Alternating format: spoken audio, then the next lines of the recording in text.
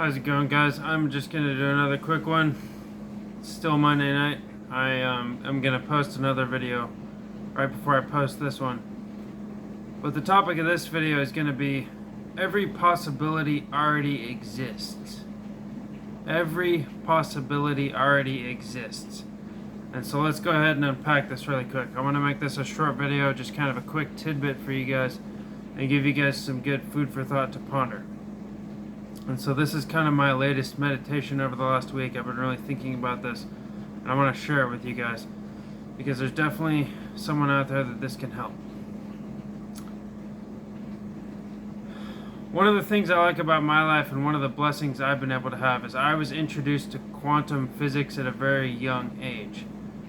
I was about 8, 9, 10 when my dad was a student at the University of Idaho, and then subsequently Washington State University.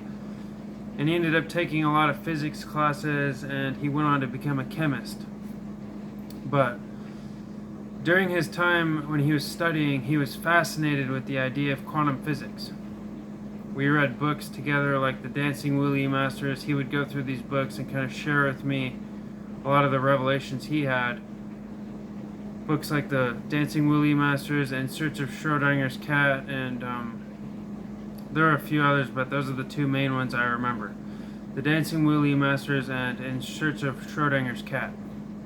And if you guys are familiar with Schrodinger's cat, it's basically a thought experiment where a cat exists in a box, and until it's observed, the cat exists in all possibilities. The cat is dead and it's alive. It exists in the quantum realm where it's either or. It's not either, it's or, it's both. And so that's very interesting to think about. And that really kind of ignites my imagination, because I was listening to a talk by my mentor Will the other day, and he was kind of reminding me of the importance of this topic. Every possibility already exists. The reality we live in is basically, the reality we perceive is basically, you can think of it in terms of frequency and vibration. And if you think about reality in terms of frequency and vibration, there's basically an infinite amount of different frequencies out there.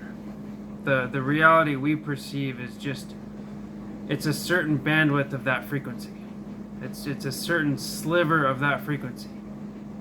And the visible light spectrum is less than 1% of what's really out there. So what you and I perceive, the visible light spectrum, is literally less than 1% of reality. Just think about that for a minute.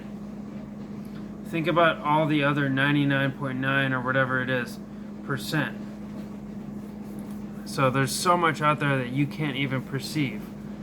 And what I'm beginning to realize is, like I said on my last video, your reality is a reflection of your inner mentality. And so if you change your inner mentality, if you change your most dominant thought, and if you change your most dominant thought pattern, and you kind of rewire the subconscious mind, you experience a different reality, because you're literally perceiving you're perceiving a slightly different frequency, you're perceiving a slightly different bandwidth of that entire spectrum. And so this gets really, really deep, really, really quick, but this is kind of something I've been chewing on for a while now, and I kind of just wanted to share it with you guys.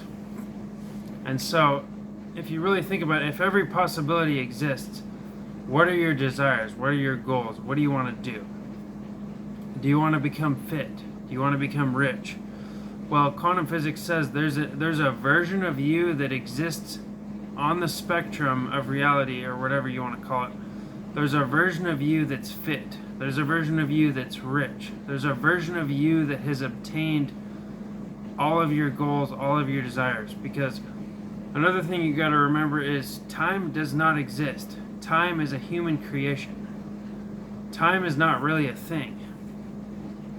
And that's one thing that was hard for me to realize, is time is just, it's not real. Time is so subjective. And so if we're already in eternity or whatever, if eternity exists, then to me, that means, of course it already exists. Because all possibilities exist in the infinite, whatever you want to call it, reality. Because we're only experiencing a small sliver of something that's infinite.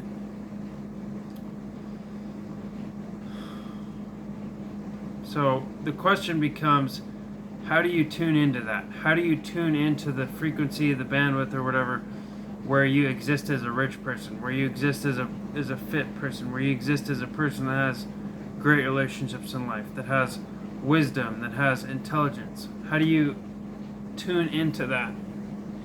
And so that's kind of what I want you guys to ponder, because that's what I'm pondering right now. If all possibilities exist, how do you tune into the possibility where you already have your desires fulfilled? And so that's the question. To me, the answer is by going back into your mind, by readjusting some things in your mind. You got to go back to the drawing board and readjust some beliefs. You got to go back and readjust some things in your subconscious mind.